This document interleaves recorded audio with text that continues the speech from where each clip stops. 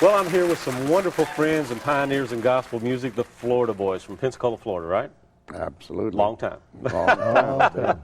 Derryl Stewart, Glen Allred, Les Beasley, thanks for joining me today. I mean, truly, you guys are some of the pioneers in gospel music. The Florida Boys, I think the Florida Boys were actually together before any of you were part of the Florida Boys. Is that right?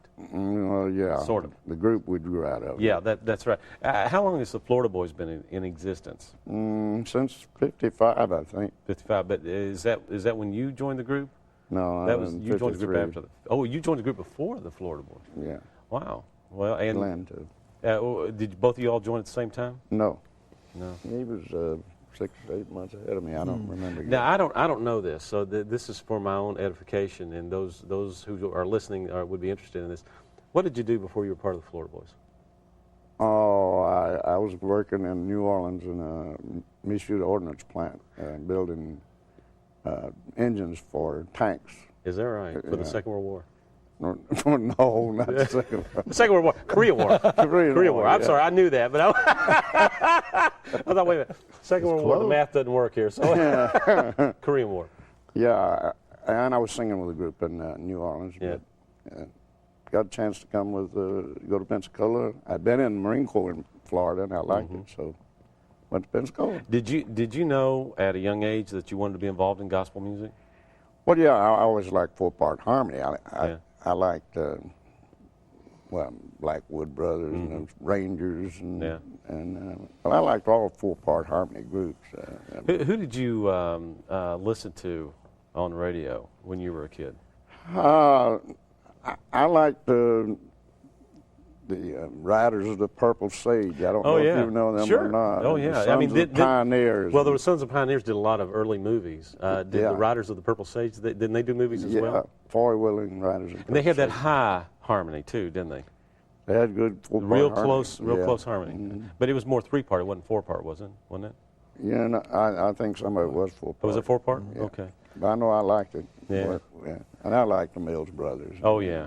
Oh, yeah. Rangers. And, so all of that was an encouragement to you, and well, I never really thought I could make a living at it, but you sure sometimes have. I wondered about that now. At any given time of the month, you wonder. But now you've had a great career. I mean, the Florida Boys have been together for The decades. good Lord's been good to us. Sure has. Sure It has. really has. And Glenn, you started with the group in what year? 55? In 52. 52. Oh, yeah. We were both early 50s. Yeah. And the group's name before it was the Florida Boys was the Gospel Melody Quartet. Ah, okay. J.G. Whitfield started. All right. And he started in 47, Yeah. way back. What about you? Where are you from originally? Was it Florida? Monterey, Tennessee. Oh, okay. And, well, you were asking Les about the quartets or whoever you listened to. Right. I think the first group I ever remember listening to was John Daniel Quartet. Oh, yeah. And I was about 6 years old in a little Is that community called Woodcliff right out of Monterey, Wow. Tennessee. And I said, that's what I want to do.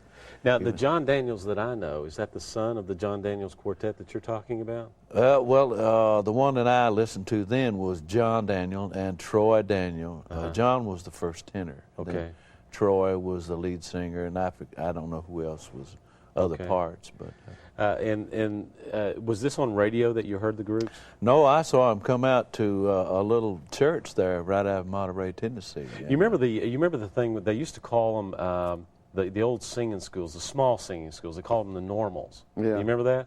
I don't know why they called them a normal, but do you have any knowledge of why they called them normals? I don't know. They called a lot of different schools normals, Yeah. I think, in those days. A lot of schools abnormal today, but the back in those days, it might. I be do remember that. Yeah, it might be a gathering of 15 or 20 people from the local community that sat and listened to someone teach them how to sing shake note, right? Right. And they called those schools normals. And did you ever? I know you went to Stamps Baxter. Did you not? No. Did not? Did either of you go to Stamps Baxter? No, I didn't ever have enough money when I Yeah. was a kid. Yeah. we went to the local singing conventions that they would have, Okay. and you'd sit over there with your prospective part that Yeah. you might be doing someday. Would Frank Stamps and, come? Did you ever go and- to one of his? Maybe some part of that, Yeah. you know. I went to 2 or 3 nights of Frank's one time. Yeah. I know that Glen Payne, a wonderful Oh, he went, gentleman, yeah. he told me that his grandmother saved up the money for him to be able to go to Stamps Baxter He's told one me year. about that. When he was a around. great singer too. Yeah, oh yeah, around 14 years old, I think, when he went to that. Well, Derryl, about yourself, where did you start in all of this? I got started back with Moses. You know what? It's always easy to be funny with you, but truly there are things that people would be interested in. I sang with a trio at home when I was in high school. Yeah. And then I started with another group called the Dixie Rhythm in Macon, Georgia. And then after that, Playing piano, or were you singing? Yes. Well, singing with the trio and playing. And then when I went with the Dixie Rhythm, I was just playing. Yeah. Then I went with Florida Boys in February of '56. 56. So you guys have been together for collectively for 43 years. 56, 99, 2000, 43, 44, 45 years. Whatever this is going to be shown and seen. I mean, that's a lot of years together, and you still seem to be so comfortable with each other. And I mean, you're looking great. These are great suits that you've got on today. Love the ties and the jackets and all. But there's one thing that seems to be a little bit out of coordination. I've noticed here. Everything looks the same, front to back, except for Derryl. But Where'd you get those red socks, Doc? Did you not get the memo about the black socks? No, I didn't.